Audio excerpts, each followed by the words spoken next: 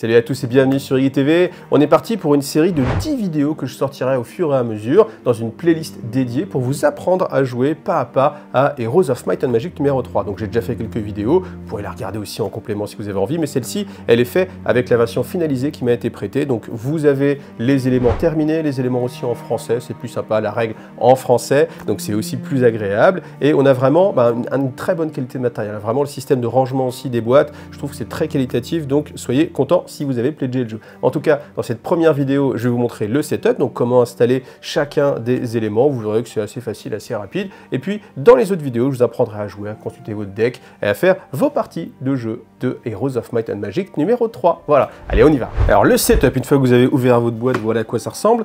Donc, vous avez différents fascicules. Celui qui va nous intéresser, c'est le livre de mission. Après, vous avez bien sûr le fascicule de règles et le livret de tournoi. Voilà, ceux-là, on peut les mettre de côté. Alors c'est dans le livre de mission que vous allez avoir la mise en place. Bien évidemment, moi je vais vous accompagner pour que ce soit extrêmement simple. Et c'est là aussi où vous allez avoir les différents modes de jeu. Nous, ce qu'on va faire dans cette partie, c'est celui qui s'appelle le meilleur des mondes. Alors les aides de jeu, on les met de côté, on les utilisera tout à l'heure. Il y en a 3 pour chacun des joueurs. Le plateau de combat, je vous montrerai dans une autre vidéo à quoi il sert. Donc avec la boîte de base, vous avez 3 factions à choisir. Donc faction château, faction donjon et faction nécropole. Voilà, pour cette partie-là, on va choisir château et donjon. Et au sein de votre faction, vous choisissez votre héros, donc soit à cause du look, soit parce que c'est un Might, ou plutôt un magicien, avec le petit symbole en haut à droite. Donc une fois les héros choisis, après vous allez récupérer tous les composants qui correspondent à votre faction. Donc si vous avez un doute, derrière vous avez le nom, hein, château. Donc là, château, voilà, on y va. Donc la tuile de ville, très importante dans le jeu. Et ensuite, bien évidemment, les figurines de votre faction. Donc vous avez des codes couleurs, et puis si vous les avez repeintes, après, comme ça, c'est même encore mieux. Donc vous avez 2 héros, le héros principal et le héros secondaire. Donc là, c'est mon héros principal. Alors je prends quand même mon héros secondaire parce qu'il va jouer aussi dans la partie. Ensuite, chaque faction a 7 cartes d'unité, donc vous les mettez aussi de côté. Vous n'allez pas jouer directement avec. Alors, vos cartes d'unité, vous les reconnaissez parce que sur le pourtour du bord, vous avez la couleur de votre faction et puis elles sont recto verso et du côté le plus puissant, elles ont un effet holographique. Et chaque héros a 3 cartes de spécialisation qui lui sont bien sûr spécifiques, c'est logique. Vous venez prendre ensuite une carte de capacité qui lui est aussi spécifique. Ensuite, chaque faction va avoir une série de petits cubes qui vont être des marqueurs très utiles tout au long de la partie. Un marqueur construction, un marqueur population et un marqueur livre de sorts qu'on vient mettre dans les emplacements qui sont ici. Et pour finir, dans toutes les tuiles que vous présente le jeu, eh bien elles sont numérotées. Vous prenez celles qui sont numéro 1, c'est les tuiles de départ, et puis vous choisissez celle qui correspond à votre faction. Donc voilà tout le matériel spécifique pour chacun des joueurs.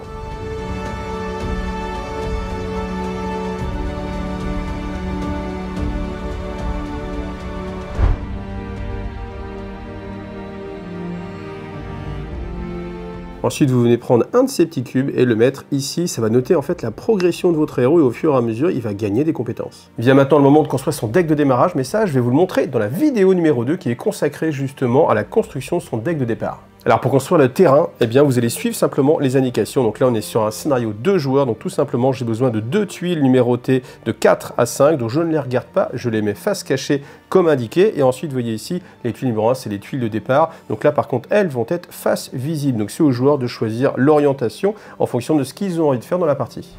Je vous dis aussi de prendre 4 tuiles lointaines de 3 et en donner 2 à chaque joueur. Donc vous les prenez aussi au hasard et vous les donnez à chacun des joueurs. Donc ensuite, vous mettez les ressources de départ pour chaque joueur. Donc là, on a 15 pièces, 3 minerais, 1 cristal. Attention, parce que les pions peuvent représenter soit 3, soit 1. Pareil pour les pièces, donc elles sont de couleurs différentes. Par contre, sur les pions de minerais, faites attention parce qu'on peut vite les confondre, en fait. C'est pareil pour les cristals. Et pour le revenu de départ, c'est la même chose ici, dans votre ville. Donc on a 10, 2 et 1. Donc c'est à ça que servent aussi les petits cubes. Là, vous voyez, vous avez quelque chose d'incrémenté qui permet de ne pas perdre le compte. Même si le plateau bouge, et ben, vous voyez, vous n'allez pas avoir vos marqueurs qui bougent. Ça, c'est plutôt une très bonne idée. Ensuite, votre royaume va se construire au fur et à mesure. Et donc, vous commencez avec un bâtiment. Donc là, qui est la demeure. Donc, on va le positionner comme ceci, de ce côté-là. Donc, ça vous donne accès à un icône et vous pouvez construire un prochain bâtiment, la forge. Alors les unités de départ, c'est pareil. Chaque joueur commence la partie avec une fois quelques étoiles marron, unité avec le coût de recrutement le plus élevé, et une fois groupe de l'unité avec le coût de recrutement le plus faible. Donc on nous dit une fois quelques avec le coût le plus fort, donc c'est le griffon, et après on nous dit le groupe avec le coût le plus faible, donc c'est celle-ci qu'on va passer de ce côté-là.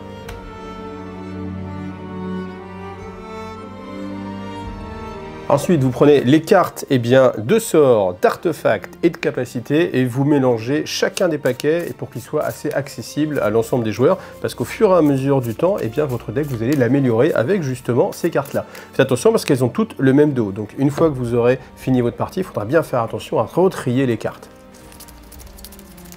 Ensuite, pour chacun des paquets, vous allez retourner la première carte de la pioche. Alors, accessoirement, ça permet de vous rappeler où sont les artefacts, où sont les sorts, où sont les capacités. Et vous aurez aussi la possibilité d'acheter ces cartes-là dans la suite de la partie. Ensuite, vous placez accessible de tout le monde les différents types de pions et puis aussi les dés dont vous allez vous servir durant le jeu. Ensuite, vous avez le plateau contour. Tout simplement, vous venez mettre un petit cube noir dans la case numéro 1 pour dire qu'on est tour 1. Donc, vous pouvez aussi sortir le plateau de combat. Voilà, vous le posez dans un coin de votre table. Et pour finir, vous allez classer les unités neutres, celles qui sont jaunes, par couleur d'étoile. Donc on a les unités argent, les unités or et les unités bronze. Voilà. Il y a aussi les unités azur, mais on ne va pas jouer forcément tout de suite avec parce que ce sont vraiment les big boss. Les unités neutres, vous les reconnaissez parce qu'elles ont le bord jaune, elles ont ici leur qualité, vous le retrouvez aussi derrière. Et une fois que vous avez fait ça, vous mélangez en fait vos cartes pour qu'on ait des rencontres aléatoires et qu'on ne sache pas sur quel personnage on va tomber. Alors là, vous avez le paquet de cartes astrologiques qui sont tout simplement des cartes d'événements aléatoires qui vont intervenir au long de la partie. Et bien c'est pareil, vous le mélangez et vous le mettez de côté. Ensuite, vous prenez les cartes de tourelles, de portes, voilà, cassées et non, de murs cassés et non, et vous les mettez aussi de côté pour qu'on puisse les utiliser dans la partie. Alors pour finir, vous avez différentes règles additionnelles, voilà, qu'il va falloir prendre en compte, vos conditions de victoire, la piste de manche et des événements programmés qui vont intervenir.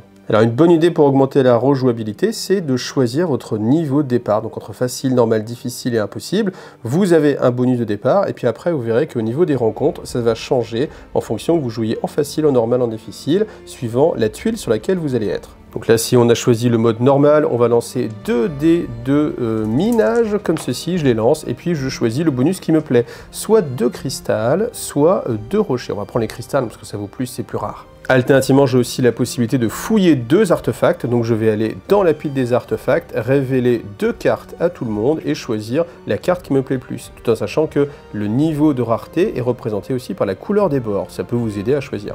Après, encore une fois, pensez bien que vous pouvez positionner votre tuile de départ dans le sens que vous le souhaitez. Ça va avoir un impact sur la suite du jeu, parce que si je veux aller par là, je vais passer par cette zone où il y a un trésor, alors que si je la mets de ce côté-là, je vais passer d'abord par une zone qui est vide, et si je veux aller chercher le trésor, il faudra que j'aille en arrière, ce qui n'est pas forcément la bonne chose à faire. Voilà, la mise en place est terminée, donc notez bien sûr qu'il y a plusieurs zones. Vous avez votre zone personnelle avec tout ce qui vous concerne vous, vous avez la zone de terrain d'exploration pour vivre vraiment l'aventure, la zone avec les cartes, l'astrologie, le nombre de tours, et puis cette zone-là qui va être réservée vraiment au combat un peu plus tactique. Voilà, vous êtes prêts à commencer, on s'arrête là pour cette vidéo, il n'y a plus qu'à savoir qui commence, donc ça va être le plus intelligent, le plus beau, celui qui fera les tâches ménagères la prochaine fois, ça peut être une bonne solution aussi. En tout cas, là vous êtes prêts à démarrer, vous avez une playlist qui a été créée pour tout ce qui est Heroes of Might and Magic numéro 3, où je vous apprends en différentes vidéos comment jouer vraiment étape par étape. Donc soit vous les regardez tout à la suite en mode playlist, ou soit vous les regardez au fur et à mesure en fonction de ce qui vous intéresse aussi. Voilà.